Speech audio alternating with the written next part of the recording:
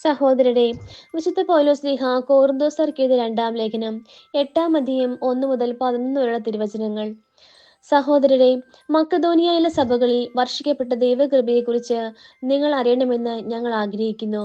എന്തെന്നാൽ ക്ലേശങ്ങളുടെ തീവ്രമായ പരീക്ഷയിൽ അവരുടെ സന്തോഷാധിക്യവും കൊടിയ ദാരിദ്ര്യവും ഉദാരതയുടെ സമ്പത്തായി കരകവിഞ്ഞൊഴുകി. അവർ തങ്ങളുടെ കഴിവനുസരിച്ചും അതിൽ കവിഞ്ഞും തുറന്ന മനസ്സോടെ ദാനം ചെയ്തെന്ന് സാക്ഷ്യപ്പെടുത്താൻ എനിക്ക് സാധിക്കും. വിശുദ്ധരെ ശുശ്രൂഷിക്കുന്നതിനുള്ള ഭാഗ്യത്തിൽ തങ്ങളെ കൂടി ഭാഗഭാക്കുകളാക്കണമെന്ന് അവർ ഞങ്ങളോട് തീവ്രമായി അപേക്ഷിച്ചു. ഇത് ഞങ്ങൾ പ്രതീക്ഷിച്ചതുപോലെയായിരുന്നില്ല. പ്രത്യുത ആദ്യമേ തന്നെ അവർ തങ്ങളെ തന്നെ കർത്താവിനും ദൈവഹിതമനുസരിച്ച് ഞങ്ങൾക്കും സമർപ്പിച്ചു. അതനുസരിച്ച് തീത്തോസ് നിങ്ങളുടെ ഇടയിൽ ആരംഭിച്ചിട്ടുള്ള കാരുണ്യ പ്രവർത്തനങ്ങൾ പൂർത്തിയാക്കാൻ ഞങ്ങൾ അവനോട് അഭ്യർത്ഥിച്ചു. നിങ്ങൾ എല്ലാ കാര്യങ്ങളിലും വിശ്വാസത്തിലും പ്രഭാഷണത്തിലും വിജ്ഞാനത്തിലും സമ്പൂർണമായ ഉത്സാഹത്തിലും ഞങ്ങളോടുള്ള സ്നേഹത്തിലും മികച്ചു നിൽക്കുന്നത് പോലെ ഈ കാരുണ്യ പ്രവർത്തനങ്ങളിലും മികച്ചു നിൽക്കുവിൻ. ഞാൻ നിങ്ങളോട് കൽപ്പിക്കുകയല്ല, നിങ്ങളുടെ സ്നേഹം യഥാർത്ഥമാണെന്ന് മറ്റുള്ളവരുടെ ഉത്സാഹത്തിലൂടെ തെളിയിക്കുകയാണ്. നമ്മുടെ കർത്താവായ യേശുക്രിസ്തുവിന്റെ കൃപ നിങ്ങൾക്ക് അറിയാമല്ലോ.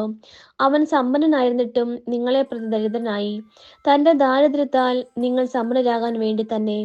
1 വർഷം മുമ്പേ നിങ്ങൾ അഭിലഷിക്കാനും പ്രവർത്തിക്കാനും തുടങ്ങിയ ഈ കാര്യം ഇപ്പോൾ പൂർത്തിയാകുന്നത് ഉത്തമമായിരിക്കുമെന്ന് ഞാൻ ഉപദേശിക്കുന്നു.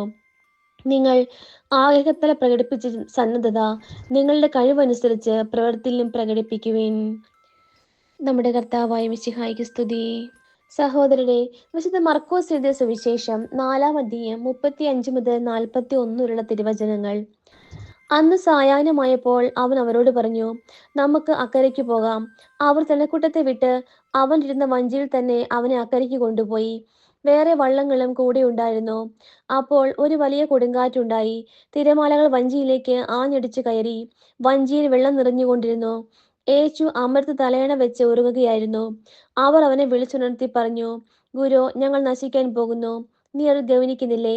അവൻ ഉണർന്ന് കാറ്റിനെ ശാസിച്ചുകൊണ്ട് കടലിനോട് പറഞ്ഞു, അടങ്ങുക, ശാന്തമാവുക.